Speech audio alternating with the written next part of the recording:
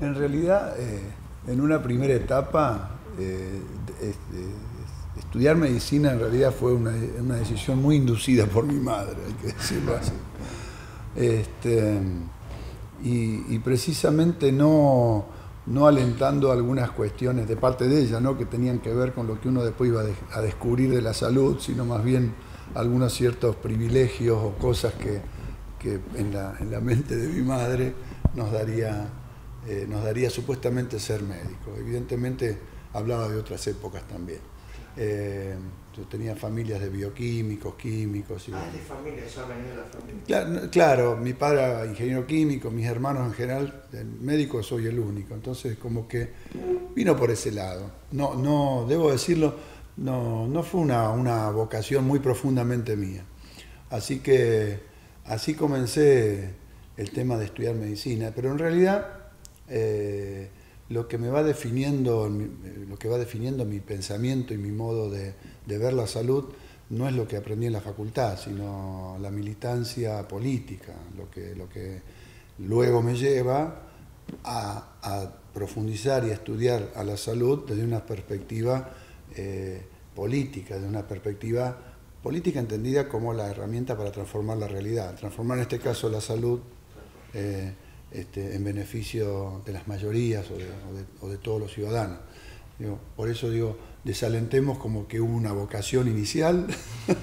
Esto fue literalmente así, fue muy inducido por mi madre, ¿no? Pero digamos que la unión de la militancia, es decir, lo político, encontrar que ahí había herramientas combinadas a la salud, como que lo apasionó mucho más. Y totalmente, porque cuando uno sale, por lo menos cuando uno salía de la facultad en aquellos tiempos, se salía con una formación muy biologicista, donde lo social y lo psicológico eran casi como cosas totalmente subalternas. Nosotros veíamos, yo siempre digo, aprendíamos a diagnosticar y tratar enfermedades que le sucedían a algunos órganos y tejidos que circunstancialmente formaban parte de un ente que nosotros denominábamos paciente, ¿no? Esa era nuestra relación con la salud. Los libros aprendíamos enfermedades, no aprendíamos de la salud, aprendíamos de la enfermedad y aprendíamos de órganos y tejidos, realmente la dimensión psicológica, el contexto social, lo fuimos aprendiendo posteriormente, muy posteriormente en mi caso, cuando yo me cruzo con el doctor Floreal Ferrara, digamos, me cruzo en términos de conocimiento de toda su obra. Bueno, y ahí empezamos a reconstruir la historia de Carrillo y hacia atrás, la historia de Alvarado, y a empezar a estudiar con los nuevos sanitaristas que ven a la salud como un bien social y no como un bien de mercado. Eso cambia completamente el foco. Nosotros salíamos preparados para trabajar en un hospital, tener un consultorio, ganar dinero, tener ciertos prestigios en la sociedad, porque eso es lo que pasaba con los médicos, por lo menos en otros tiempos. Y en realidad la visión con que se nos formaba era esa. Entonces, vuelvo a repetir, la visión que yo tengo de la salud viene desde la política y desde la política sanitaria y desde esta visión sanitaria que vamos conociendo posterior a la formación de grado, ¿no? Claro. Las épocas, digamos, más fuertes del neoliberalismo, a su visión en el tema de la salud, ¿qué fueron buscando o qué buscan hoy en día? Acá en Argentina ahora está por suerte como más débil eso. Pero para su visión, en el terreno de la salud, ¿qué es lo que profundizó el neoliberalismo? ¿Qué fue lo que buscó concretamente? El neoliberalismo lo plantea explícitamente, digamos, por más que a veces lo intente por ahí disimular, cuando uno lee un documento de los organismos que realmente tienen la visión del neoliberalismo o de los partidos políticos. Claramente uno ve la diferencia que hay entre la concepción de la salud en el gobierno de la Ciudad de Buenos Aires y la concepción de la salud que hay en el gobierno nacional, y están en las antípodas.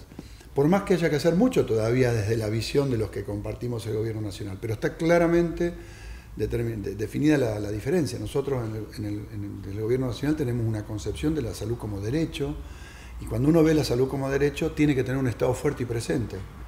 Y en la Ciudad de Buenos Aires se ve la salud como una posibilidad de negocios para las empresas, y cuando se tiene esa visión el Estado tiene que ser lo más débil posible. Por lo tanto, hay que debilitar los hospitales públicos de la capital federal, de la Ciudad de Buenos Aires, para que el privado pueda entrar y hacer más negocios. Y la visión nuestra es absolutamente al revés. Cuando uno tiene una visión de la salud como derecho, indefectiblemente tiene que estar el Estado. Pero no solamente el Estado como administrador de fondos comprándole servicios de salud al sector privado. Tiene que estar el Estado como administrador de los fondos, de los impuestos que van dedicados a la salud, pero también con una fortísima capacidad de prestación, es decir, con muchos hospitales de muy buena calidad, con muchos centros de salud de primer nivel de atención, sobre todo de muy buena calidad, bien intercalados, bien articulados, con programas de referencia y contrarreferencia, con programas de responsabilización de la población por parte de quienes están en esos centros de salud. Esto implica nominalizar a la población, seguirla, hacerle un seguimiento transversal. Bueno, todo esto se piensa como Estado, porque ustedes piensen que quien pretende hacer un negocio de la salud, lo que le conviene es tener más gente enferma, no menos gente enferma. Nosotros cuando hablamos de Estado, hablamos mucho de prevención y que básicamente la estrategia central sea esa, la de prevenir que las enfermedades acontezcan. Ahora, si acontecen, que obviamente las enfermedades van a acontecer, sobre todo porque forman muchas de ellas parte del ciclo vital de los seres humanos, hacer que sucedan lo más tarde posible, es decir, no tempranamente. Así que si yo tengo una persona que en algún momento va a tener un episodio diabético, que no se le aparezca esto como un caso grave a los 30, 40 años o 50 años, que se le aparezca lo más tarde posible, llevarlo hacia lo más adelante y tratarlo preventivamente y tenerlo contenido. Así con todo, digamos. Hoy, Estado fuerte es la única garantía en salud, y creo que en casi todos los rubros, pero particularmente en la salud, de que la redistribución del ingreso sea efectiva. La redistribución del ingreso en salud es que todos puedan acceder a una salud de calidad en el momento oportuno. Hoy en día, al Estado, ¿le es difícil todavía, le cuesta al Estado enfrentar a la industria, a las empresas? El modelo médico hegemónico que incluye a todos los sectores corporativos, ya sean de la industria o sean de los sectores que se han organizado en forma corporativa, en términos de quiénes manejan, quiénes manejan los recursos con el que hoy se financia la salud, obviamente son un obstáculo a remover para poder tener un sistema nacional integrado de salud coherente. A ver, para decirlo en forma de ejemplos, nosotros hoy tenemos que Argentina gasta el 32% de su inversión total o gasto total en salud. Algunos le dicen gasto, otra inversión. Yo prefiero decir gasto / inversión, porque lo que no se aplica bien es un gasto. Es una inversión lo que se aplica correctamente. Bueno, de ese núcleo, 32% se gasta es muchísimo. La Organización Mundial de la Salud dice que nunca debería sobrepasar el 16%. Y hay países que están en un 10, un 12, un 9 incluso. Pero manteniendo calidad de prestación en cuanto a los medicamentos, no restringiendo. Bueno, este es un tema que es lo que nos está diciendo. Si nosotros quisiéramos ir a un uso racional de los medicamentos, no pasar ese 16%, deberíamos bajar a la mitad. Esos son muchos miles de millones. Obviamente va a haber gente que no va a estar contenta con perder un negocio de esos miles de millones. Lo mismo cuando vamos al famoso problema que se generó en los 90 de lo que hoy llamamos el descreme de los sueldos altos de las obras sociales. ¿Cómo es esto? Hoy 1.400.000 trabajadores que tienen obra social, que pertenecen a un gremio, un sindicato, y que aportan a su obra social, esos dineros no se quedan en la obra social. Esos dineros son transferidos a la medicina prepaga. Esto también distorsiona el sistema, porque en realidad el concepto de la obra social sindical es un concepto solidario, por el cual quien más gana aporta más al sistema solidario y subsidia al que menos gana. Todos recibimos más o menos lo mismo, pero el que tiene más poder de aporte aporta más. Este es un sistema solidario. Al ir los sueldos altos, los aportes de los sueldos altos, al irse al sistema prepago, desfinancian a los mejores aportantes de las obras sociales, lo cual distorsiona esta situación. Esto fue otro gran logro, entre comillas, del neoliberalismo, porque en el año 74-75, cuando nosotros pudimos armar la propuesta con el doctor Domingo Liotta, yo era muy chico, pero nosotros como proyecto político, yo ya militaba en esa época, no participé obviamente de esto, pero el doctor Liotta presenta esta ley y forma por la cual se genera el Sistema Nacional Integrado de Salud. Tenía dos patas fuertes. Las dos patas fuertes era el sistema público, el subsector público de la salud y el subsector de obras sociales, que se integraban armónicamente en un sistema que le llegaba al 97% de la población.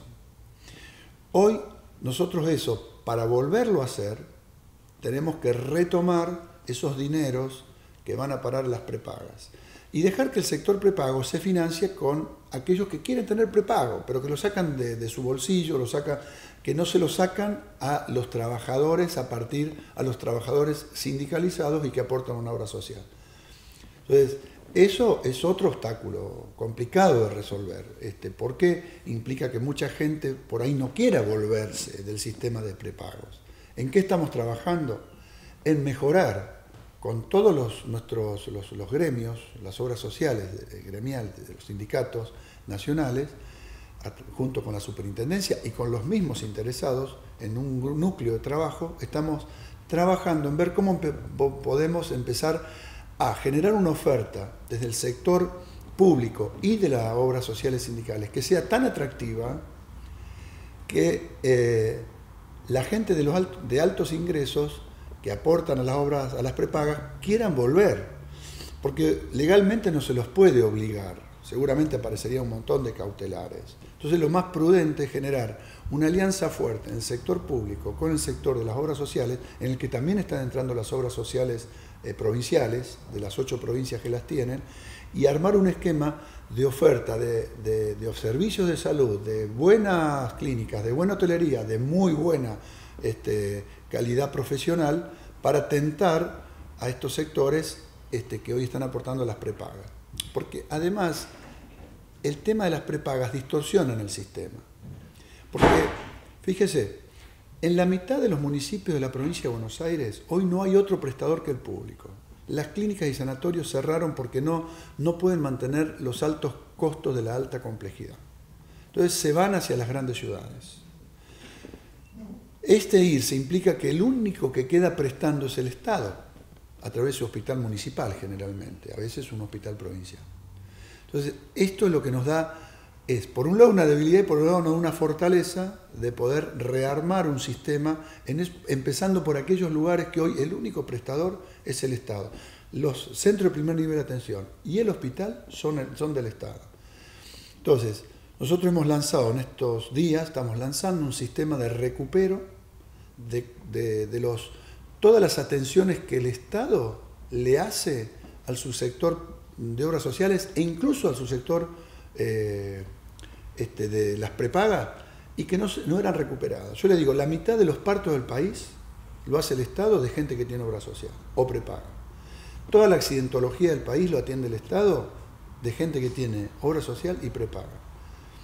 Y podríamos seguir así. Hay 40 o 50 millones de atenciones años de consultas que se hacen en el sector público de gente que tiene obra social y prepaga. Hemos terminado de diseñar un sistema que pronto va a permitir un recupero automático de todas esas atenciones para que el Estado se haga de esos dineros. Pero además estamos trabajando con las obras sociales para que ellos puedan integrarse estos sistemas en cada uno de estos municipios en forma armónica, de manera a ir construyendo desde abajo hacia arriba el Sistema Nacional Integrado de Salud. Cuando usted habla de que a la industria en realidad le conviene que la gente esté enferma, o sea, que la gente esté enferma es lo que hace que funcione el negocio. ¿Usted cree que el Estado debe como ponerse fuerte y analizar por dónde la industria nos va colocando eso todo el tiempo? O sea, desde la publicidad, inclusive desde alimentos que nos enferman, que hay muchísimas denuncias en muchas partes del mundo de cómo los alimentos están en acuerdos con los laboratorios.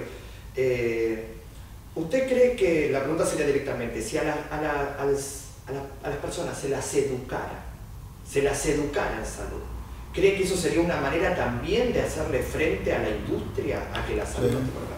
Absolutamente. La educación en salud es una cosa fundamental porque la gente también tiene que hacerse cargo del cuidado de la salud. Cuando yo voy a comprar un medicamento y hay un médico que me dice, compre esta marca y me receta una marca, primero estoy infringiendo una ley.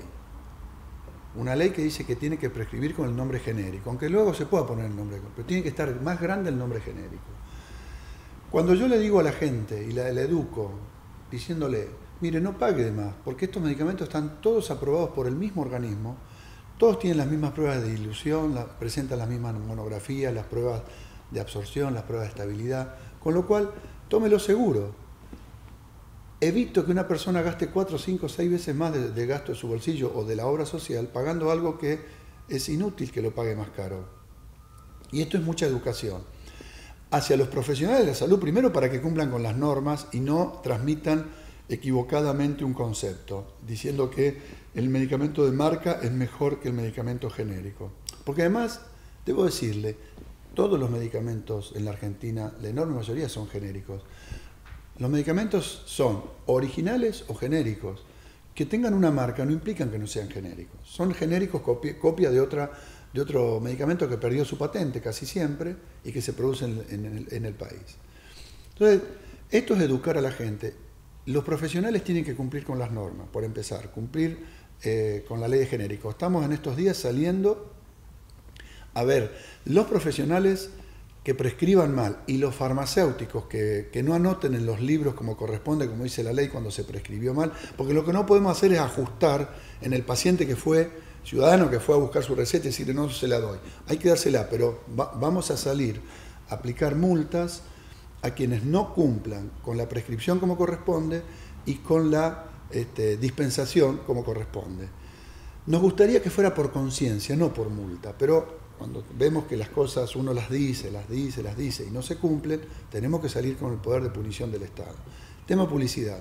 Hace 20 días la Administración Nacional de Medicamentos, que depende de este ministerio, sacó fuertemente una nueva normativa acerca de cómo debe hacerse la publicidad. Ya estaba la normativa, pero no se cumplía en el 50% de los casos.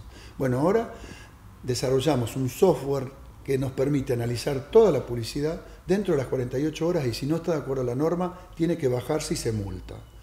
Es decir, el Estado se pone más fuerte para que se cumplan las normas de publicidad, porque si no, incentivamos a la gente a automedicarse y a polimedicarse y después tenemos consecuencias, primero de bolsillo, pero no son las más graves. Las más graves son que producimos episodios de salud que pueden ser serios, hemorragias digestivas, gastroenterocolitis, accidentes cerebrovasculares, cuadros psicóticos. Hay un montón de cuadros que cotidianamente se producen a partir de que la gente usa indebidamente los medicamentos. Entonces, lo más importante es resguardar la salud, pero también está el impacto económico. Las dos cosas tienen que tenerse en cuenta. Así que la respuesta es que el Estado tiene que estar cada vez más presente. La industria obviamente tiene su lógica. Yo no le voy a pedir a un empresario que no tenga una lógica empresarial. En cierta manera está bien que la tenga. Lo que tiene que haber es un Estado que le ponga límites, que diga hasta acá, porque si no estamos embromando el bolsillo de la gente, estamos embromando el bolsillo del Tesoro Nacional, de los tesoros de las provincias que se desfinancia, y estamos embromando la salud. Entonces, cuando yo me junto con gente que es de la industria, yo entiendo que ellos tengan esa lógica. Ellos al medicamento lo conciben como un bien que quieren vender mucho. Tiene que estar el Estado poniendo límites, como en todos los órdenes. Las reglas del capitalismo son que el empresario quiere ganar más dinero, no que quiera ganar poco. Esas son las lógicas. Sería muy tonto pensar que un empresario va a ser filantrópico y va a querer ganar lo menos posible.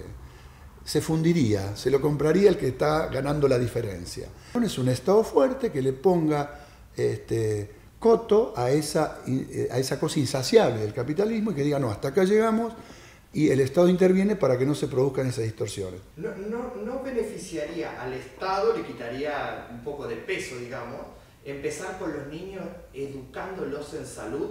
Pero cuando me refiero a educarlos en salud, no digo educar a un niño en un medicamento, si conviene o no, si es genérico o no, sino también educarlos en alimentación, en conocer sus propias emociones, que eso es parte de la salud.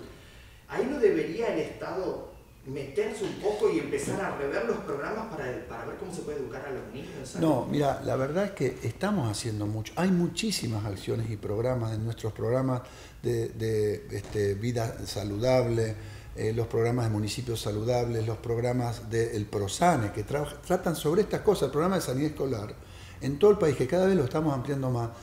Se está trabajando muchísimo con las escuelas, con las instituciones, con los niños, con distintos tipos de dispositivos a lo largo y a lo ancho del país. También hay que reconocer que estamos trabajando con la industria alimenticia, porque la verdad es que volvemos a lo mismo. Mientras nosotros, con un gran esfuerzo de destinar recursos humanos, recursos financieros, hacer esto en las escuelas, que el kiosco saludable, y todas estas alternativas que se van buscando, si uno mira las propagandas en la televisión, todo el día hay una permanente actitud compulsiva de consumir, consumir y consumir. Nuestro problema hoy, ustedes saben, casi 6 de cada 10 personas en Argentina tienen sobrepeso. Estamos mejor que México y Estados Unidos, pero vamos hacia esos números, y 2 son obesos de esos 6. Ya tienen grados de obesidad. Entonces, este tema está instalado fuertemente, pero también hay que apelar a la responsabilidad social empresaria. Algunos logros estamos teniendo, hay que decirlo. En la Argentina hay ley de alimentos sin grasas trans. Salió en los Estados Unidos para el año que viene y se hizo un gran escándalo. Nosotros lo tenemos vigente hace ya como un par de años y no hay más alimentos con grasas trans en la Argentina. También estamos trabajando fuertemente con la industria y estamos bajando 1 gramo por año los niveles de sal en las comidas. Por cada gramo, 2.000 muertes menos y 20.000 accidentes cerebrovasculares o episodios cardiovasculares menos.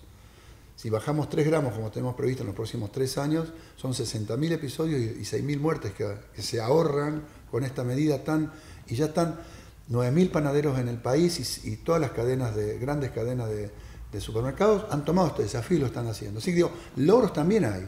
El asunto es que convengamos que vivimos en una sociedad donde cada vez se necesita consumir más. ¿Por qué? No porque haga falta comer más, es porque obedece a una lógica de que necesitamos tener fábricas abiertas, puestos de trabajo.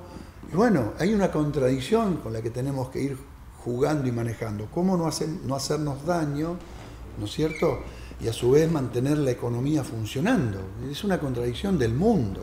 Es una contradicción muy difícil de resolver. Porque es muy fácil decir, no hagamos minería, no hagamos que todo el mundo consuma la mitad. Yo les pregunto de dónde saldrían las fuentes de trabajo para mantener la actividad económica y le pregunto también si todos los pobladores de este país estaríamos dispuestos a dejar los celulares, a dejar las computadoras, a dejar las máquinas con las que filmamos, porque todo es minería. Digo, para poner esto en un contexto de una contradicción que es muy de fondo, que tiene que ver con qué quiere hacer la humanidad consigo misma a futuro, pero que en ese andar nadie se baja de ciertas pretensiones. Entonces, nos pasa lo mismo con todos los órdenes de la vida. Bueno, a ver, ¿cómo podemos hacer confluir de la mejor manera posible por ejemplo, si tomamos muchas gaseosas que tengan menos azúcar, si estamos comiendo por demás, bueno, gastemos las energías excedentes. Tenemos que buscar la manera para no dañar la salud. Pero es una contradicción que vuelvo a repetir. Están los cimientos del sistema que rige hoy el mundo, no solamente la Argentina, y tendríamos que, decíamos los otros días en un reportaje con Aliberti, debatirlo. Digo, sí, el tema es que si después de debatirlo llegamos a la conclusión de que no podemos cambiar esto, estamos en un problema. O sea que el Estado se encuentra, a la hora de trabajar en la salud, en una contradicción del mercado con un polo que es la industria de la farmacéutica, otro polo importante que es la industria alimenticia, y el Estado, asumiendo y aceptando la realidad cuál es, debe intentar mediar y poner límites dentro de sus posibilidades, digamos. Absolutamente. En un encuentro que se hizo en el año 2007, yo hice una presentación en un encuentro muy importante de salud, creo que fue en Río de Janeiro, no, en Salvador de Bahía. Es un encuentro que yo ahí planteé este tema, que en realidad las reglas, nosotros vivimos en un mundo capitalista, las reglas de juego son capitalistas. Uno no puede tener reglas de juego, no puede, vuelvo a repetir, pedirle a un empresario no ganes plata. Y un empresario que hace medicamentos no podemos decir no ganes plata, sería ridículo. Entonces, con ese contexto, nosotros vivimos en un Estado capitalista, lo que queda es un Estado fuerte que pone límites a los excesos. A los excesos que es precios altos, a los excesos que nos impiden tener mejor accesibilidad, o nos desfinancian otra parte. Porque yo pago más plata acá, saco plata a otro lado. Los fondos no son eternos.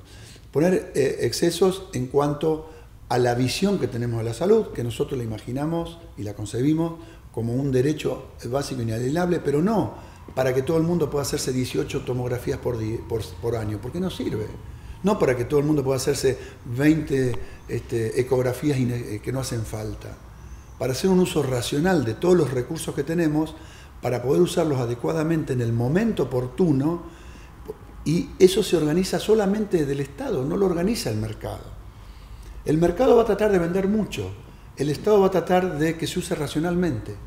Esa contradicción hay que aceptarla, porque vivimos en un sistema así. Entonces lo que nos queda es fortalecer el Estado para que podamos tener un uso racional de todos los recursos que tenemos, que nos permita ese uso racional, que la enorme mayoría pueda acceder a todas las cosas, porque al no estar pagándole a una persona 50 estudios que no le hacen falta, se los vamos a poder pagar a 50 otras personas que sí le hacen falta.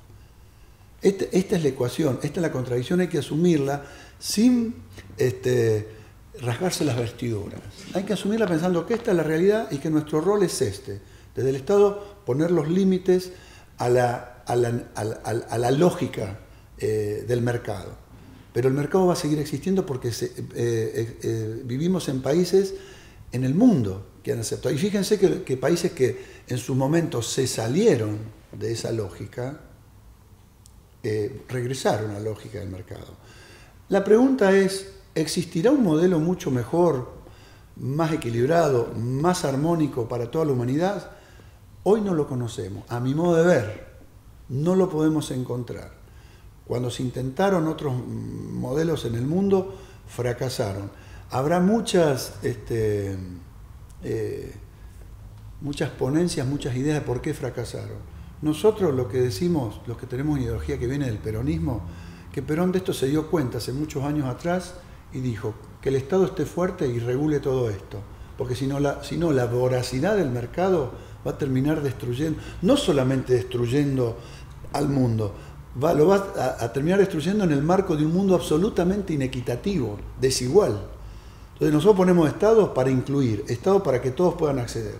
La cuestión de fondo, de qué quiere hacer la humanidad con el mundo en términos de si vamos a agotar los recursos naturales en una forma muy rápida, producto de ir demasiado rápido para lo que la naturaleza nos da, es una discusión que está en el plano de lo filosófico.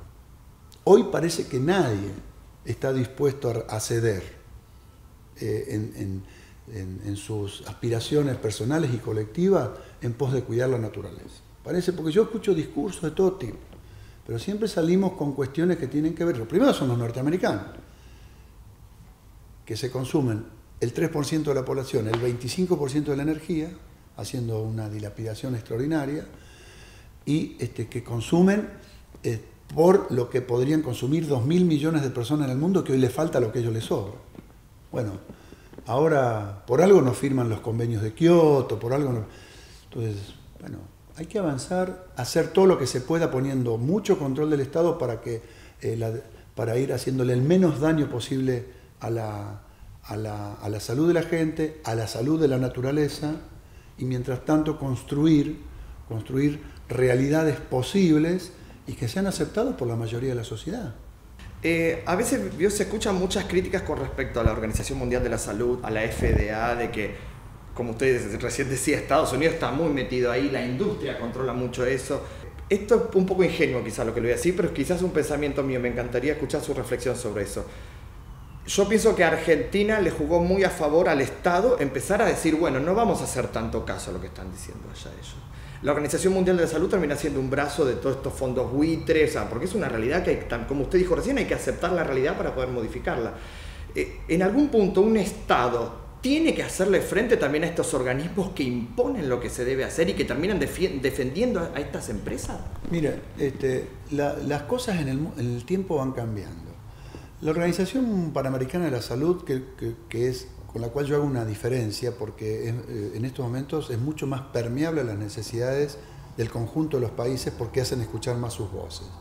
Estos organismos nacieron en la posguerra y eran financiados por los estados centrales, principalmente de Estados Unidos de Norteamérica, que ponía el 75% del financiamiento, para enseñarnos al resto del mundo de cómo había que ver la salud. La salud había que verla de acuerdo a un modelo que hoy gasta $9.100 per cápita y que tiene todos los indicadores peor que Cuba, que gasta $600 per cápita, ¿no? Y que Inglaterra que gasta $3.000 per cápita. Entonces, Inglaterra tiene todos los indicadores mucho mejor que los Estados Unidos. Por ejemplo, indicadores que a veces no se miden, no solamente mortalidad infantil, maternidad infantil. Estados Unidos, gastando $9.100 per cápita, tiene 4 veces más amputaciones por complicaciones diabéticas en pacientes que lo que tiene Inglaterra, que gasta 3 veces menos. Entonces, estos organismos surgieron a la luz de decirnos, enseñarnos cómo teníamos que hacer. Bueno, nosotros aprendimos ya. Y aprendimos que en realidad hay cosas que no nos convienen de lo que nos enseñan. Entonces, hoy, con el apoyo de la Organización Panamericana de la Salud, nosotros estamos, como UNASUR y Mercosur, discutiendo con las multinacionales en forma conjunta el precio de los medicamentos, a partir de acciones que hemos desarrollado estos últimos 3 o 4 meses.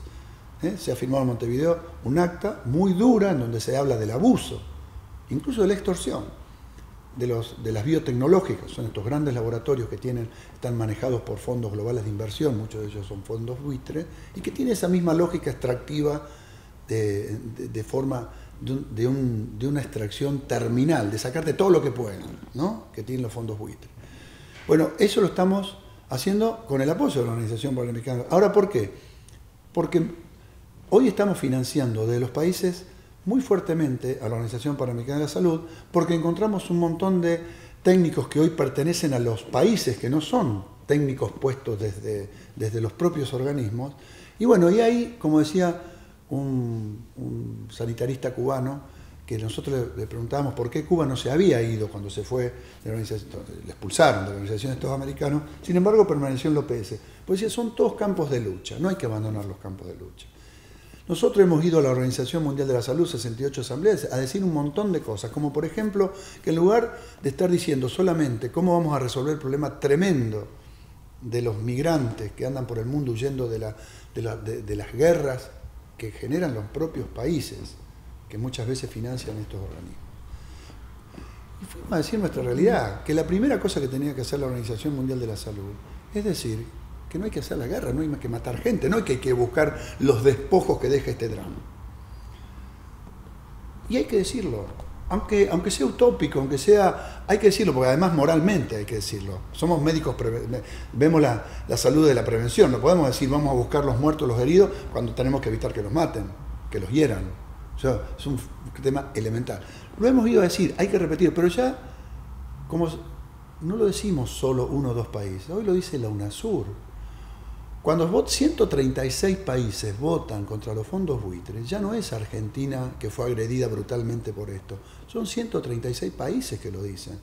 Las voces de los países menos desarrollados económicamente hoy tienen un peso muy fuerte. Argentina tiene mucho que ver con eso, muchísimo que ver con eso. Hoy los bloques nuevos, el BRIC, futuro BRICSA, si Dios quiere, el Mercosur, el UNASUR, los bloques asiáticos, van pintando otra realidad.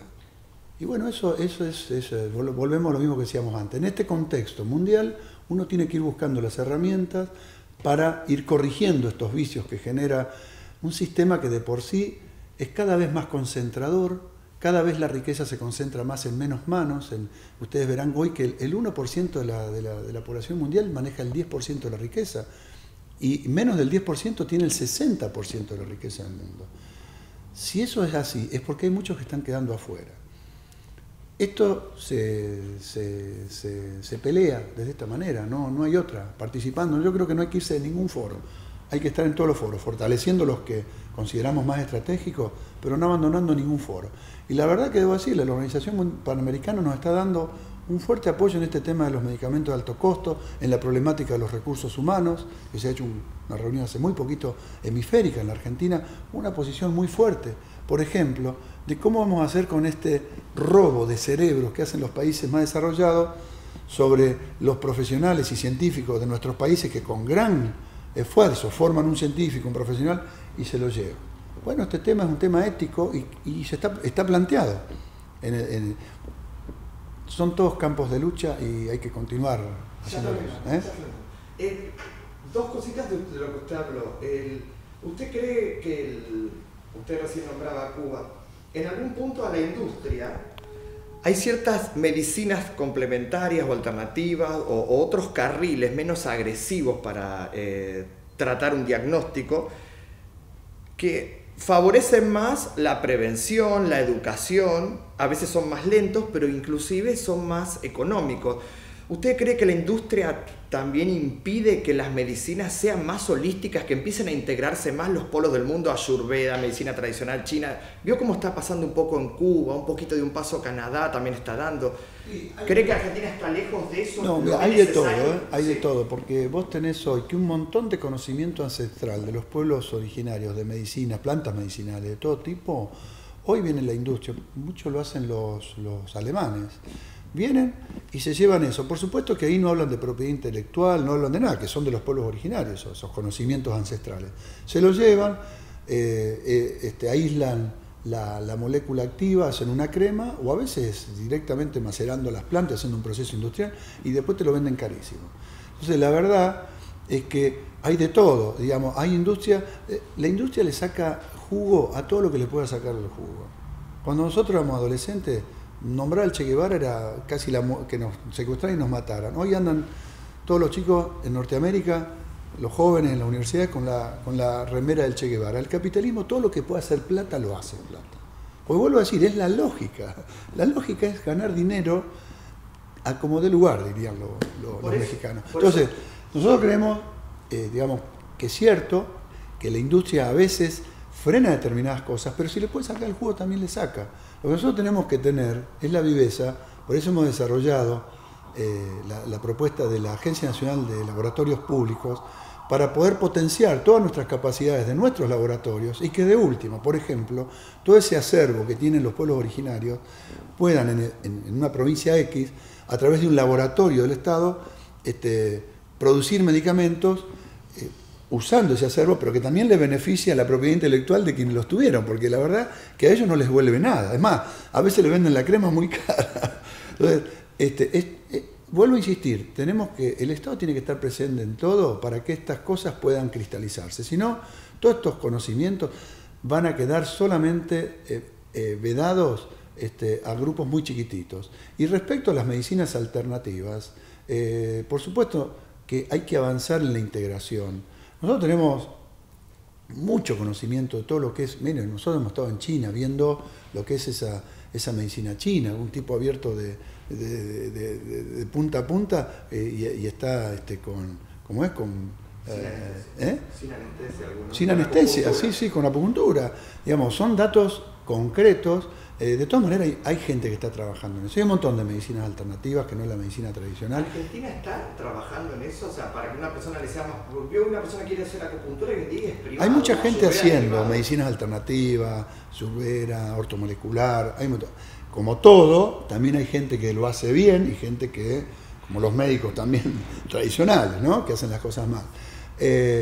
Hay una resistencia del sector académico, sobre todo, y de algunas corporaciones de aceptar ese tipo de medicina, porque obviamente, calculo que debe ser alguna cuestión de intereses que no le conviene, o a veces de un academicismo muy obtuso, muy cerrado, que ve la realidad en un solo andarivel y no ve el resto. Yo creo que hay que ser abierto, que todas esas medicinas alternativas pueden tener una parte buena, vuelvo a repetir, como todos los órdenes de la vida, pues se puede hacer bien o mal, y que hay que abrir la mente y que hay que jugar con mucho más espectro, porque si no sería negar un montón de experiencias históricas que realmente dan resultados. ¿Y eso depende de un Estado? ¿El Estado puede lograrlo? El Estado puede lograrlo, pero vuelvo a insistir, hay una resistencia muy fuerte del sector académico que impacta muy fuertemente a través incluso de los medios, de las publicaciones científicas, que permanentemente también como que defenestran, que ponen a estas Entonces, el tema de muchos de los cambios no es una norma, son culturales. Digamos, el modelo cultural predominante en el mundo de qué es la salud impregna las 24 horas del día a todos los chicos que se están formando, a todos los profesionales a través de congresos, seminarios, bibliografía, televisión, en donde permanentemente te ponen que lo más importante, y que no es importante, nosotros tenemos que tener excelencia en todo, en el mejor de los especialistas, en neurocirujanos o cardiovasculares, o de las neurociencias o de lo que sea, pero no por eso negar que lo más importante es estar evitando la enfermedad en el primer nivel de atención y con la estrategia de la atención primaria de la salud. Ahora, cuando uno ve la carga de programas que hablan de salud, el 98% es la última tecnología, el último aparato, la última publicación, y al médico que está, o al profesional, o al trabajador de la salud, el equipo de salud que está en el primer nivel de atención, casi le dedican nada. Entonces, esa es la percepción que tiene la sociedad. Cuando uno le pregunta a una persona qué es la salud, y te va a decir que me atiendan bien cuando me enfermo, con muchas maquinitas, muchas luces, muchos medicamentos, porque esa percepción es cultural. Entonces la batalla es cultural. Y los cambios culturales demandan años. Ahora, si nosotros el grueso del financiamiento que tenemos lo ponemos en estas cosas, estamos perdiendo la batalla cultural. Si nosotros logramos ir poniendo más financiamiento en la prevención, la promoción, como estamos haciendo desde el gobierno nacional, no del gobierno de la ciudad, si vamos poniendo muchos más recursos ahí en programas, en acciones que tengan que ver con esto, empezamos también a modificar la percepción cultural del profesional, del trabajador de salud, del técnico y de la población. Si tenemos los recursos aplicados solamente a curar, difícilmente podamos hacerle entender a la población que lo principal es prevenir. Valeria nos va a matar. Con esto terminamos. La verdad que, bueno, muchísimas gracias. ¿Nos podríamos dar un lujo antes de terminar? Si se sienta otra vez para atrás, ¿me diría usted desde su corazón, desde sus palabras, cuál es la definición de salud para usted? La salud, como decía Floreal Ferrara, es aquel estado que nos permite afrontar los conflictos del vivir en un estado de felicidad, de la mayor felicidad posible. No tiene nada que ver con el concepto del completo estado de bienestar biopsicosocial del OMS. La mejor definición de si una persona está bien o está mal es si es feliz. Difícilmente una persona que está mal sea feliz. Entonces, si un pueblo es feliz es porque está bien, es la mejor definición. Como verán, no tiene mucho que ver con nada biológico, tiene que ver con el estado que nos permite que todos los días afrontemos ir a trabajar, ir a divertirnos, ir a superar cuando tenemos una enfermedad, cuando tenemos un proceso de cualquier tipo. Es eso la salud.